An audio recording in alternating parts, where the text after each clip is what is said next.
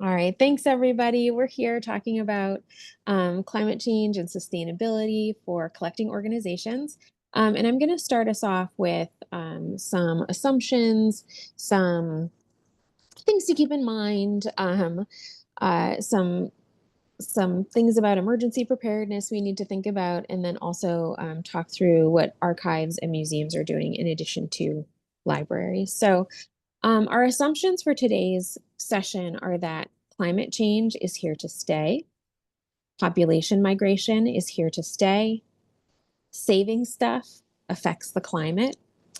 The people who come to our organizations love to see stuff and love to touch it and use it. So it's important for us to be able to respect the learning style of our communities, even knowing that saving stuff affects the climate. And we want to emphasize the core beliefs of librarianship, and they're really transferable to all of our organizations, and Rebecca will talk a little bit more about that, but the core beliefs of librarianship really undergird all of this work.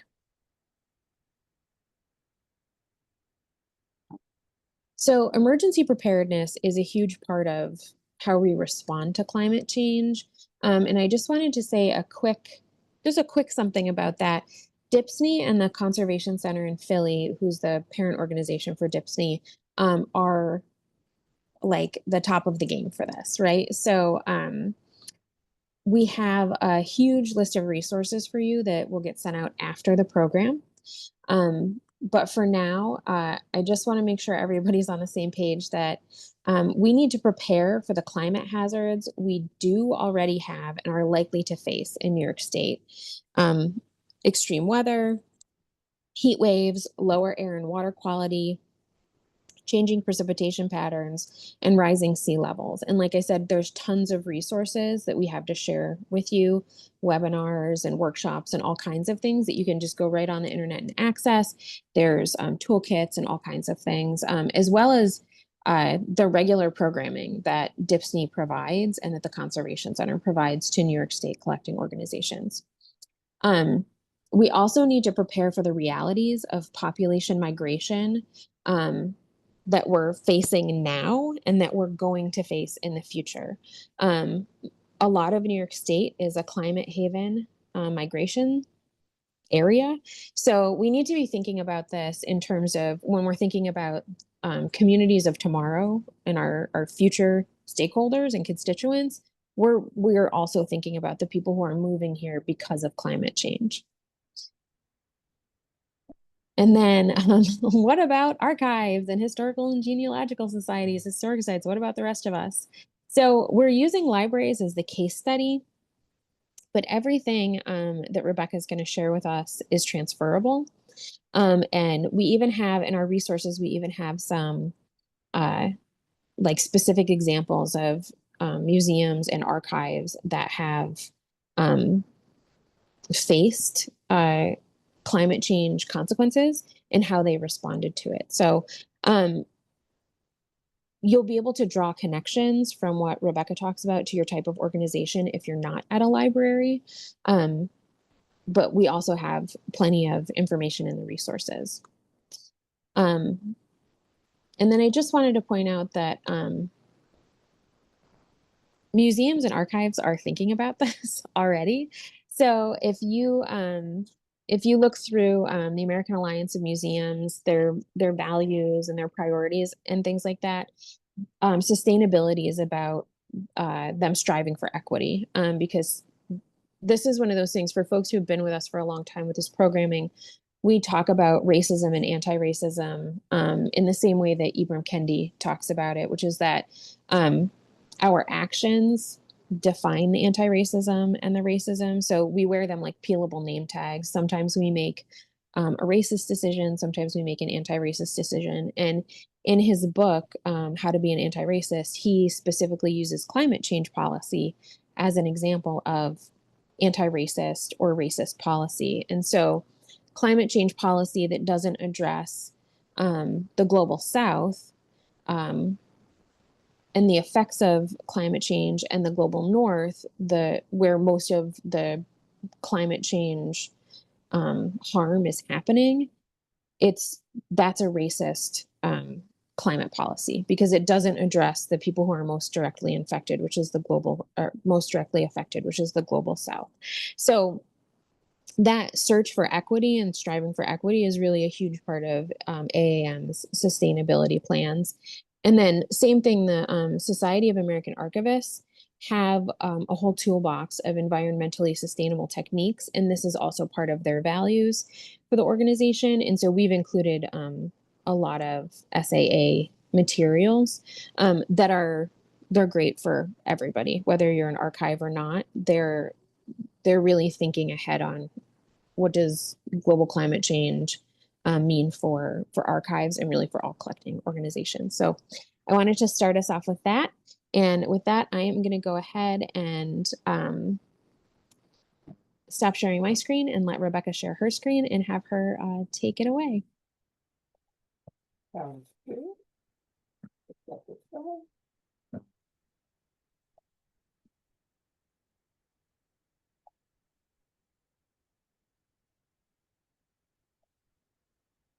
All right. So thank you again very much for having me and for decoding that I'm just talking about libraries here today, but hopefully some of the things we'll share are replicable, or you can make extrapolations to the work that you're doing, because we all are in the same industry of preserving information and wisdom and knowledge and helping people connect with that, which requires people, places, and things.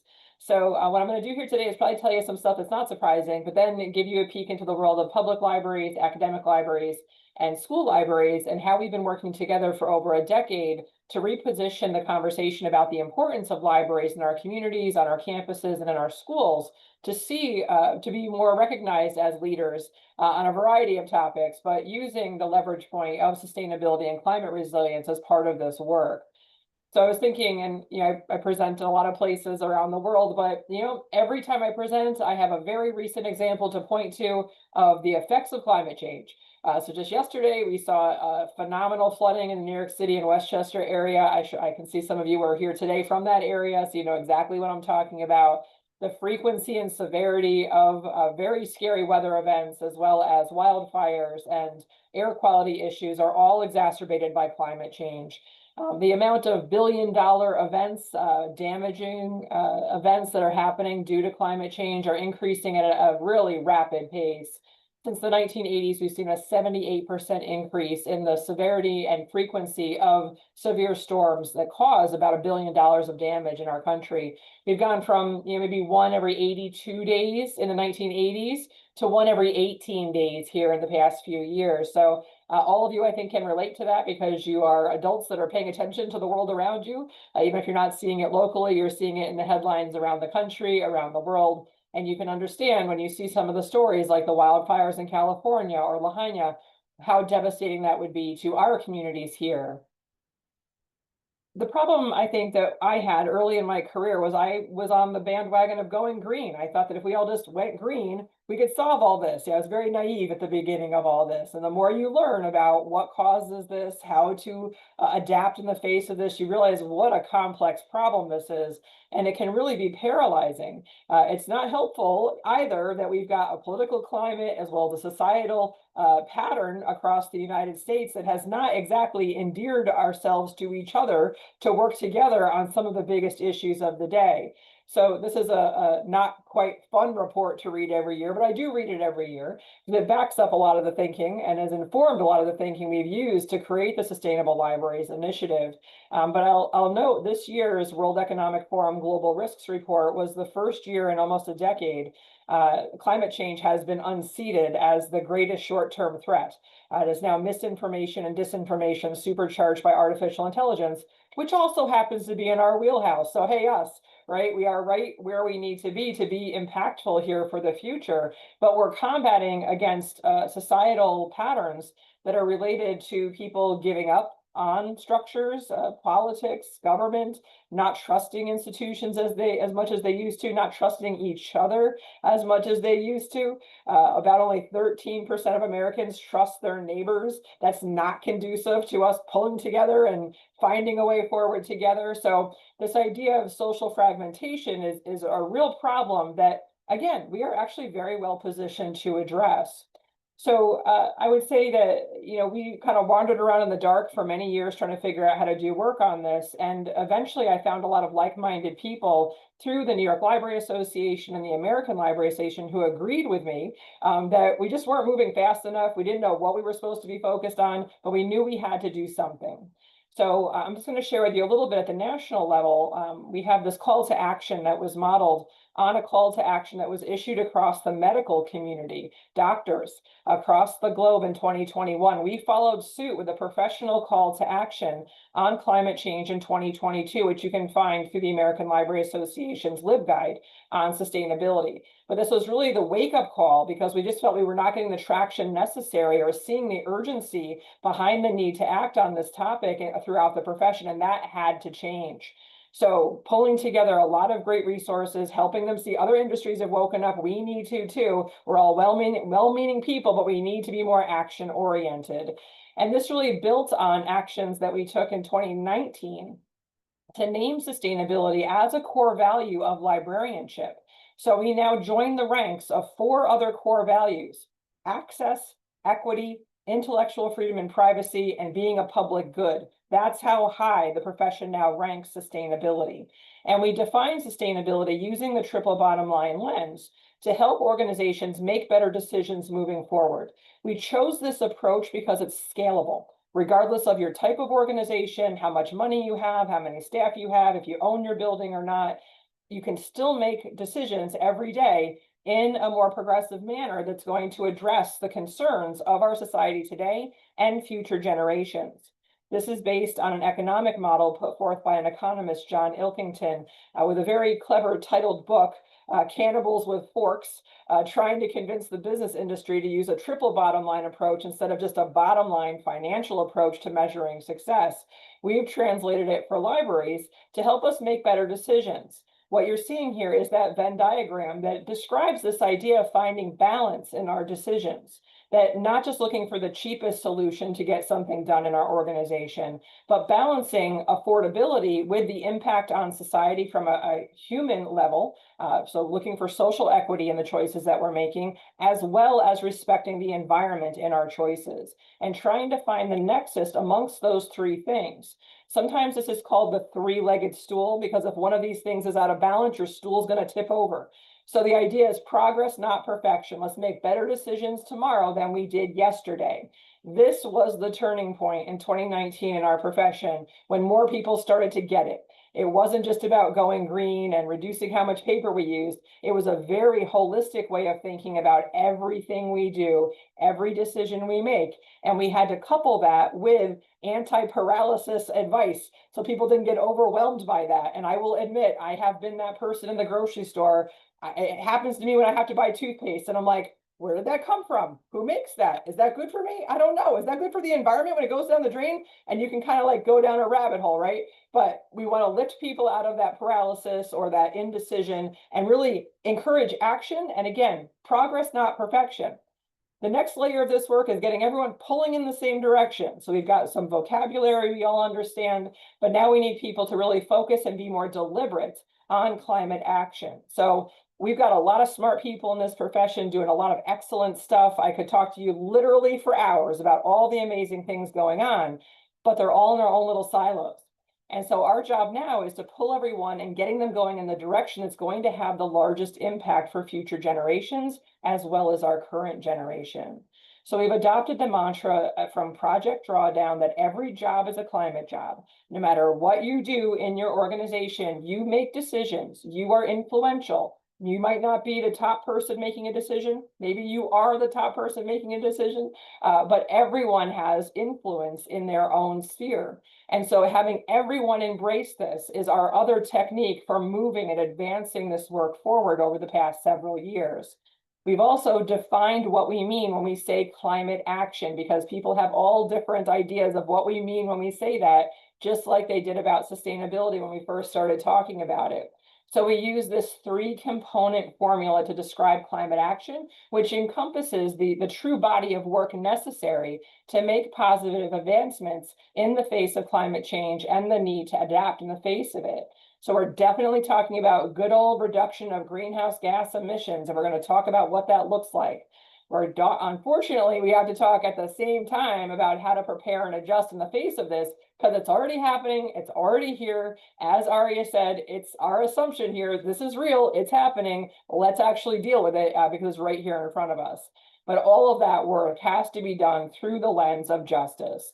And to really boil that down to maybe nonpartisan language for the world we operate here in 2025, what we're really trying to do here is what many of our missions are all designed to do, which is to increase the empathy, respect, and understanding humans have for each other, so we can live together and problem solve together to do good work, and recognize that not everyone is impacted by climate change in the same way, given their lived experiences, how many resources they have, where they live in this world. The combination of these three things is what climate action does encompass. But obviously that's incredibly complex. It touches on almost every aspect of our lives. It touches on historical problems we can't fix. It touches on the built environment. It touches on transportation. It touches on the work that Ari has been so focused on with equity, diversity, and inclusion. That's a big tangled web of stuff. Where do you even start?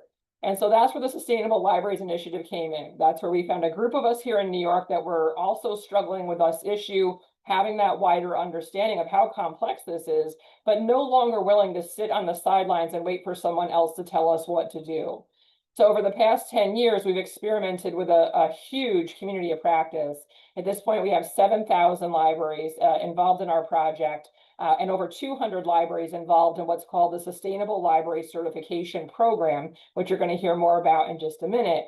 But what it's produced is people working in real time, finding out the things that work and sharing them with others so we can go faster on all of this stuff together as a profession. And what we've identified over the past decade of work is that there are 4 key attributes to what we call a sustainable library. They're strong and authentic institutions from the inside out. It's not just lip service. We're seeing policies, workplace decisions that reflect our core values, how we treat library workers, the air quality in our buildings, the safety of people that come to our institutions to work there and to access our services. We want to see more deliberate work on civic participation and social cohesion. That is the absolute most important climate action work that is getting done by libraries and cultural institutions. And thank goodness it's what we were already doing. We just need to go harder at it with more deliberation. And then the 2 things you probably would have expected me to say, working on reducing greenhouse gas emissions in our sphere of influence, as well as being an active participant to help our communities adapt in the face of what is now happening and what is predicted, to protect our institutions and their lives and livelihoods. So these 4 attributes need to be addressed with deliberation and authenticity. And that's been the work of our project for over a decade. We partnered with the American Library Association last year to further accelerate this work once again by developing a national climate action strategy for libraries that lays out what we've learned over the past decade and focuses us in that energy kind of stream that we need for collective impact. So what you're seeing here in the middle is a 1-page document, which is technically the strategy, just those 3 key things to focus on when it comes to climate action.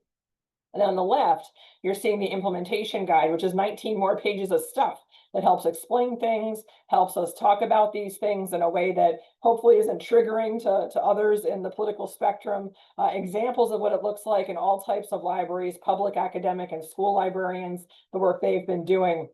That's freely available on the SLI and ALA website. You can use that QR code and check it out. It's really a thing of beauty. It's based on a survey we did across the country. Over 1,000 library leaders helped us with this document. And it's something that we're incredibly proud of and we're planning to iterate on as we now are operating in a different political environment than we were just 12 months ago.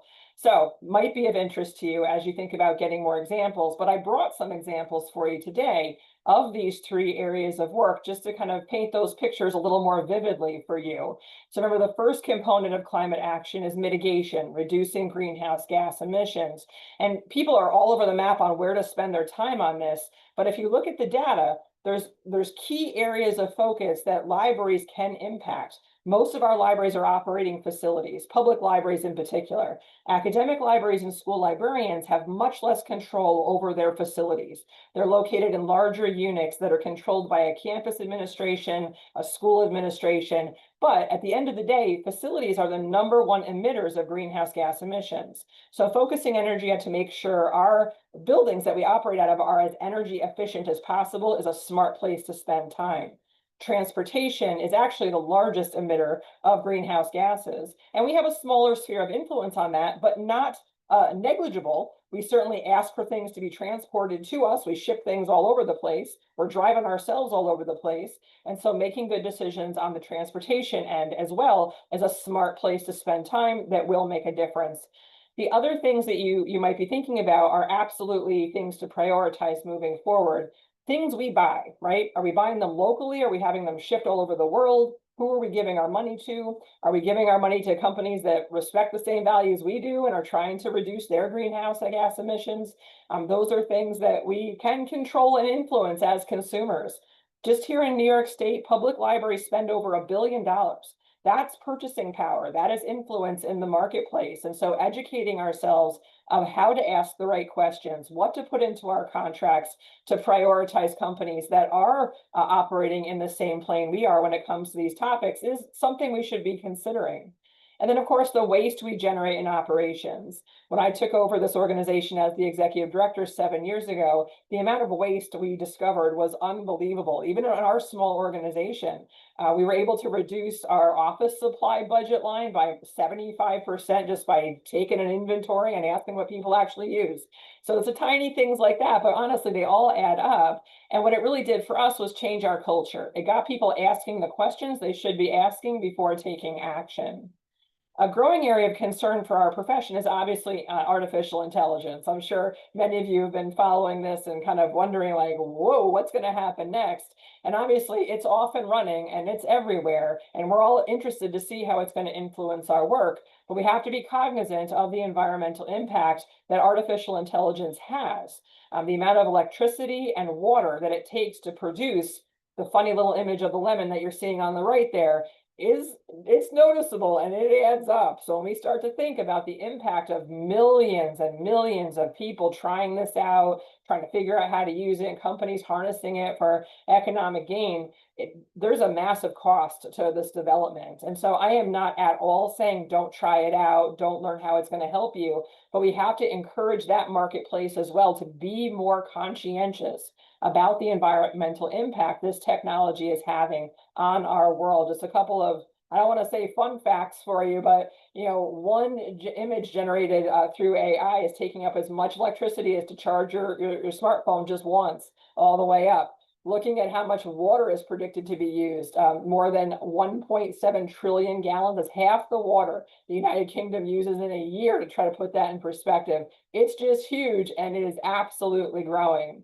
So I wanted to point out to you a rising voice on this topic in our profession. It's Sarah Tribblehorn from the San Diego State University. She's a leading voice on how to tackle this as a profession. I left this article for you, which I know Aria will make sure you get these slides so you can read more about her ideas for how we can influence this. But I would follow her work. I think she's doing a good job on this topic. But there's so many little things we do every day, right? This is a great example. This is the second college in the country to be certified under the Sustainable Library Certification Program. And they're in Florida, which is wonderful for me for a talking point because they're not even allowed, literally, they're not allowed to say climate change in Florida anymore. They can't even say equity, diversity, and inclusion. And they still did this work and became the second library in the country to be certified. You can read their whole story on our website. Just go check out the resources section. You can read the final presentations of all the libraries that have completed the certification program. But you can see all these little things, right, that add up. The energy consumption settings on our computers, buying ones that are actually rated Energy Star for as long as the Energy Star program is still around.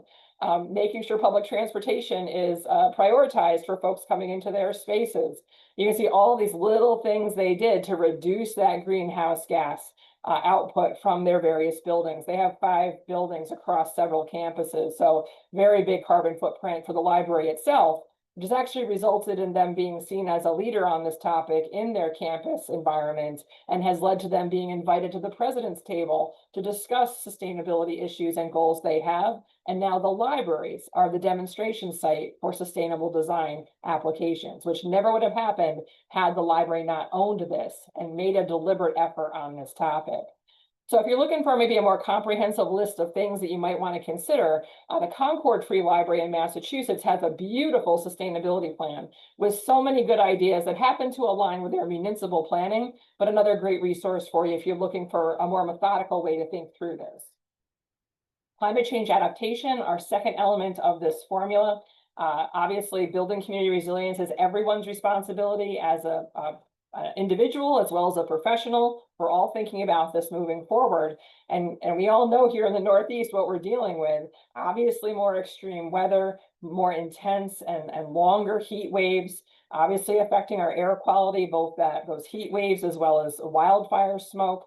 And the precipitation patterns, like, man, I have never seen so much water as I have in the past 5 to 7 years falling here in the Hudson Valley. And a lot of our stormwater management systems just aren't designed to manage that much water coming down with that intensity, which is one of the largest risks we have to our buildings and therefore our collections.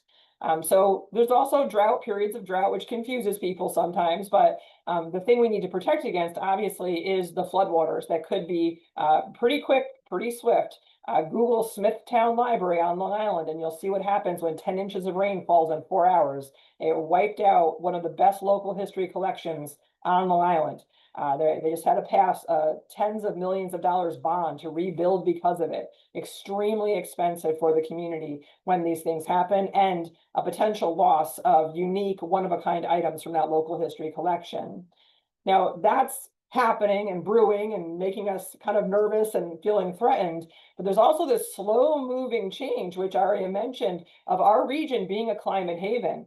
Literally millions of people are predicted to move north and predominantly northeast in our country over the next several decades. In our area, as well as the Buffalo and Erie County area, will be some of the prime areas for folks to move to, which will exacerbate existing factionalization of our society and our local communities of us versus them, town versus gown, new versus old. We have all of those divisions already, which is all the more reason we need to be positioned to both help new folks coming into our communities feel they're being heard and having their stories told, but also using our collections, our programs, our catalytic kind of ability to bring people together over shared values and concerns. So that's kind of another kind of almost invisible thing that's creeping up into our area. But I'm sure your mind is kind of on the more acute issues of flooding. And I'm in charge and I'm the steward of this collection right now. What is that going to look like? So there's really two ways to think about adaptation in terms of the actions you're going to be taking and probably have already taken and to a large degree, particularly on the left-hand side. You're looking at very traditional disaster preparedness planning. I'm sure many of you are familiar with D-Plan and the many tools you have to think through the different scenarios that could befall your institution and your precious collections, but really thinking through what can we do to get ahead of this? What redundancies might we need to build in to protect this if the worst does happen? How do we manage on the ground during an actual event, and really thinking that through? And a very real-time scenario planning activity is a good use of time given what's already happening and what is predicted. On the right-hand side, you see the contribution to community resilience, which is that longer term look at how do we build that cohesion that's necessary throughout our communities for people to have that empathy, respect, and understanding for each other, so they'll work together and be prepared, save lives, come together to help each other when necessary. And that does require attention to equity, diversity, and inclusion. And that really is going to be what we talk about when I bring up the climate justice aspect of climate action. But here on the adaptation front, there really is excellent resources throughout the US government's website. And luckily, they're still there post January 20th. You've got the 4th National Climate Assessment, which really just lays out the kind of basics of what we're doing here, which is to reduce our exposure to these damaging events that may be happening to our buildings, collections, and communities, and figuring out how to reduce the sensitivity to that using some of the kind of tricks and tools we'll give you here today, as well as really thinking about the fact that we need to be more adaptive in the face of all this and understand things are changing. And the very nature of disruption is that you can't quite predict what it's going to mean. So we have to be kind of available to think through different scenarios and learn from others that are going through things that could happen here and are happening here as well.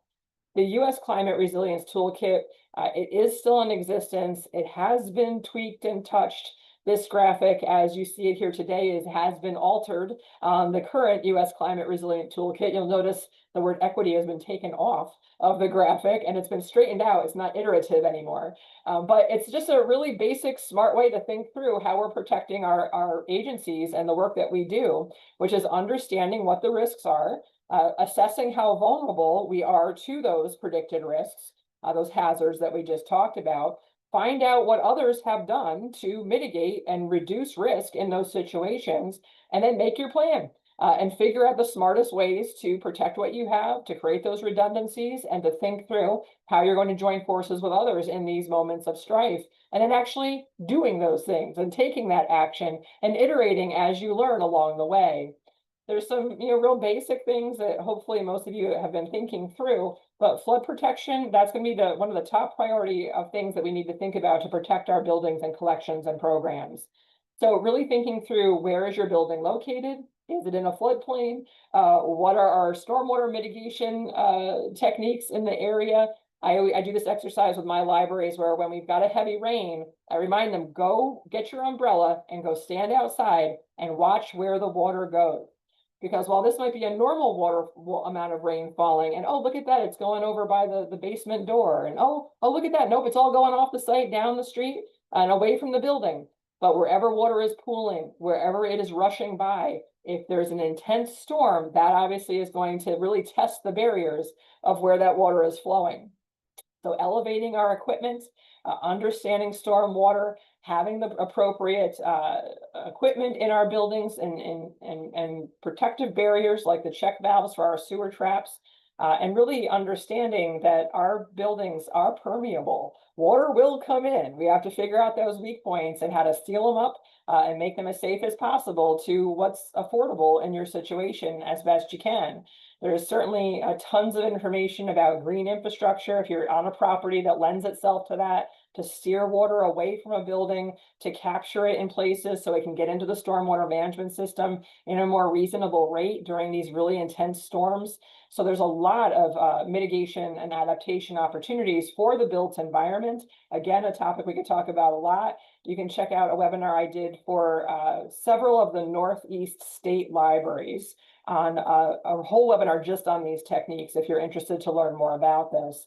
But there's the built environment, there's the redundancies necessary, whether it's generators to make sure your sump pump still works when the power goes out and the water's still rushing, but also the partnerships that we need throughout the community to be on the radar of folks that take care of our communities and to build that respect and those relationships with first responders, as well as perhaps to harness some of our ability to reduce the fear that people across our communities feel about climate change and what it's doing to our areas. You'll see here an example from South Huntington. On the right, you see them installing their whole building generator, which was a tough lesson they learned after Superstorm Sandy. They wish they had had that before. But you can see a lot of work they're doing to help mitigate the emotional toll climate change is taking on the youth of our communities. Kids are nervous, they're scared. They need to be given agency. They need to have faith that adults are on top of this and are doing what they can. And they need to feel like people care about each other in their community. And so you can see a lot of work around those three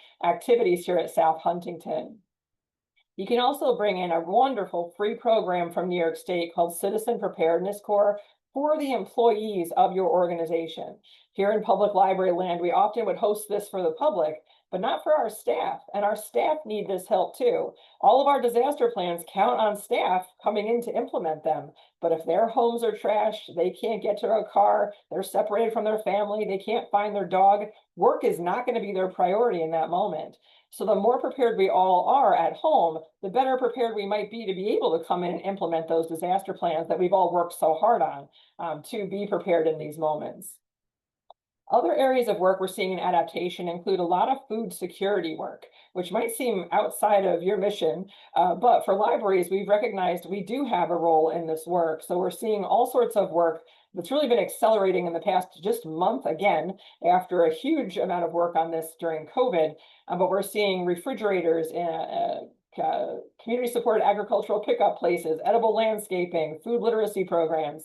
Food security is a big issue here in the Hudson Valley when we think about the diversity, or shall we say lack of diversity, in what we're growing in this region, and how much of our stuff that we rely on gets trucked in from various places and countries. We need to build more self-reliance here in the Hudson Valley and across the state. You can see a great example of this up at Northern Onondaga Library. They actually have a farm on library property. They use it for community-supported agriculture, teaching people how to do canning and preserving. Individuals can borrow plots of land with their library card, and then the other half of land is used for food growing for pantries in the area. But such a clever use of library asset for food literacy. Just really brilliant work going on there at Northern Onondaga. The other really important programs that we're seeing as necessary to this work to bring people together, and might be one of the best examples we have of regenerative program, where we're not just teaching people to save or reduce or consume less, but the Repair Cafe movement, which was started in the Netherlands. Actually, the Hudson Valley has the highest concentration of repair cafes outside of the Netherlands, thanks to the libraries of our region. And if you're not familiar with these programs, what they do is they bring together volunteers throughout the community who know how to fix things. And they teach their neighbors how to fix things, a lamp, how to sew on a zipper, how to fix your bike, and really reducing things going into the waste stream for sure, but also learning how to work together on a small scale that maybe could extrapolate up to some bigger things we need to work on together. So really awesome example of libraries leveraging their space and their connectivity throughout a community to bring people together and exemplify what the world probably should look like a little more moving forward. This is a special program we have here in the Mid-Hudson Library System, which was funded by the Climate Partners of Hudson Valley. We have strategically located collections in communities that are also New York State climate smart communities to accelerate that work in those communities. These libraries have special collections related to climate solutions, food preservation, and soon disaster preparedness work. They all have seed libraries, lend gardening tools, and provide programming from local experts to make people more connected and build that self-reliance right here at home, as we see the kind of defunding of some of the more national security that we had from FEMA coming in to help us with some of this work. It's already been clear before this year that there would be need to be more work on this locally, and now there's even more of a call for it. And these centers act as catalysts to get that going and bringing people together. So last section, and then I'll describe some of the resources you also can tap into from the Sustainable Libraries Initiative, and then we'll get to questions. But this was the last, and dare I say, most important component of the climate action formula that we operate under. And this hopefully will connect with your values as well as it does to mine. But the truth is that, as Aria brought up earlier, climate change is not impacting people at an equitable level, right? It's not all equally distributed in how people are being impacted by this. And this book, Heat Wave by Eric Kleinenberg, who then went on to write a book that's very popular in the library world called Palaces for the People, which is an ode to public libraries as critical aspects of social infrastructure. But one of his first works was research on the societal impact of a heat wave in the city of Chicago, in which his research revealed the communities that were closer knit, tighter knit, more people knew each other and cared about each other, had a higher survivability rate than more wealthy neighborhoods where people felt like they were fine on their own. They didn't need each other. They never bothered to get to know each other. More people died in the wealthier communities than in the under-resourced communities where people knew each other, cared about each other, brought people water, knew who didn't have air conditioning, checked on elderly folks who lived by themselves. So there's a social engineering aspect to the survivability of what's happening here, which is why civic participation and social cohesion is listed as the second key attribute of a sustainable library. How you contribute to this from your organization, it can look a variety of ways. But the idea here is that we're getting more people out of their homes, working together and having a sense of community and seeing what good things are possible when you work together and recognize you're not all that different in terms of what you care about, and seeing, like, let's bring down the volume on the anxiety, the isolation, and really the manipulation that the media and many businesses profit off of by, really fanning the flames of us feeling anxious and worried about what's going on and not trusting each other. So we have to solve that from the ground up here through our local organizations and our local networks.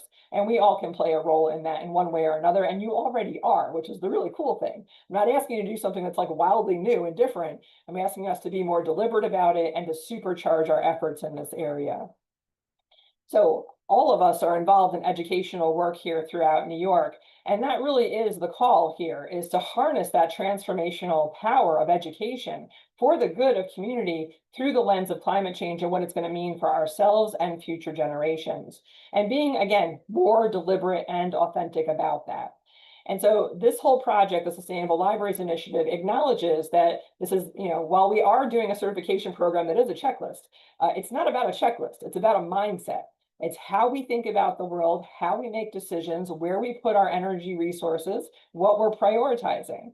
And so our ask is that we just start from where you are today. We're not looking for blame and recriminations. We're just looking to say, all right, here's where we are right now. I understand this better now. How am I going to move forward? What assets do I have to do this? Who is also interested in helping me with this? And let's go make this better as we can with what we have today. And so that's where the Sustainable Library Initiative really settles its work, working from the inside out of our organizations, asking professionals to take personal responsibility. On the left there, you see a mobile app that's called the Roadmap to Sustainability. You're welcome to download it. It's free. Actually, OCLC, if you know who that organization is, helped us develop this. And then we have our Sustainable Library Certification Program, from which I mentioned many libraries have been certified. You can learn from their stories, borrow the success stories that they have for your own organization. So on our website, which is sustainablelibrariesinitiative.org, you can sign up for our newsletter, download that app I just mentioned, check out some of our webinars. Some of them might be relevant to the work that you're doing as well.